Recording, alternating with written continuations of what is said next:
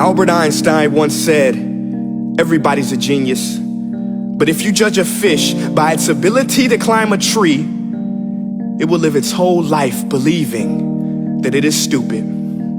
Ladies and gentlemen of the jury, today on trial we have modern day schooling. Glad you could come. Not only does he make fish climb trees, but also makes them climb down and do a 10-mile run. Tell me, school, are you proud of the things you've done?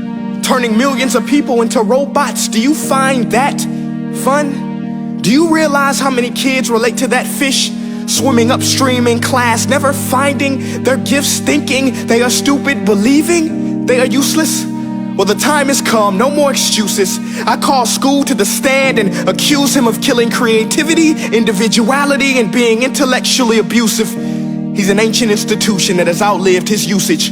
So, Your Honor, this concludes my opening statement, and if I may present the evidence of my case, I will prove it. Proceed. Exhibit A. Here's a modern day phone. Recognize it? Here's a phone from 150 years ago. Big difference, right? Stay with me. Here's a car from today, and here's a car from 150 years ago.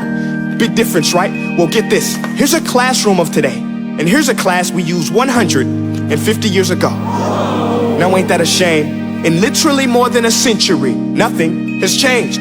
Yet you claim to prepare students for the future? But with evidence like that, I must ask, do you prepare students for the future or the past? I did a background check on you and let the record show that you were made to train people to work in factories, which explains why you put students in straight rows, nice and neat, tell them sit still, raise your hand if you want to speak, give them a short break to eat, and for 8 hours a day, tell them what to think. Oh, and make them compete to get an A letter which determines product quality, hence grade A of meat. I get it. Back then, times were different. We all have a past. I myself am no Gandhi. But today, we don't need to make robot zombies. The world has progressed. And now we need people who think creatively, innovatively, critically, independently, with the ability to connect. See, every scientist will tell you that no two brains are the same. And every parent with 2 or more children will confirm that claim.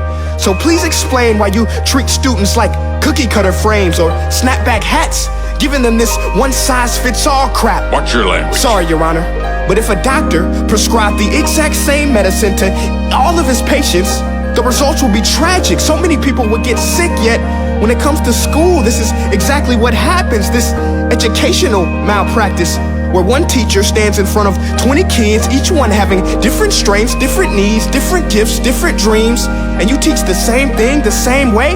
That's horrific. Ladies and gentlemen, the defendant should not be acquitted. This may be one of the worst criminal offenses ever to be committed. And let's mention the way you treat your employees. Objection. Overruled. I want to hear this. It's a shame. I mean, teachers have the most important job on the planet, yet they're underpaid? No wonder so many students are short-changed.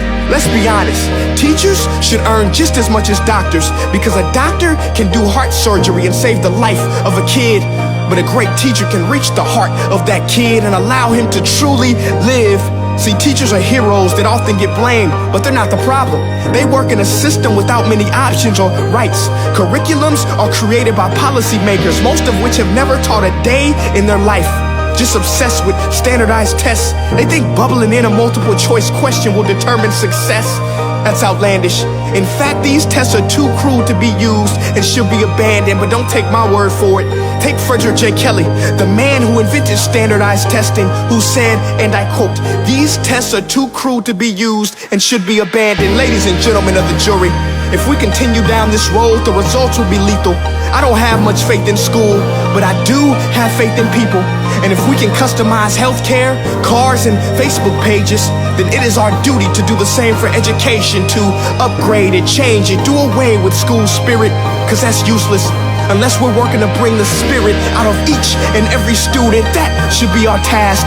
No more Common Core. Instead, let's reach the core of every heart in every class. Sure, math is important, but no more than art or dance. Let's give every gift an equal chance. I know this sounds like a dream, but countries like Finland are doing impressive things.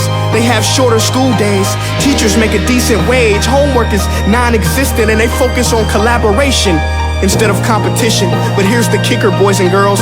Their educational system outperforms every other country in the world. Other places like Singapore are succeeding rapidly. Schools like Montessori, programs like Khan Academy, there is no single solution. But let's get moving, because while students may be 20% of our population, they are 100% of our future. So let's attend to their dreams, and there's no telling what we can achieve. This is a world in which I believe, a world where fish are no longer forced to climb trees. I rest my case.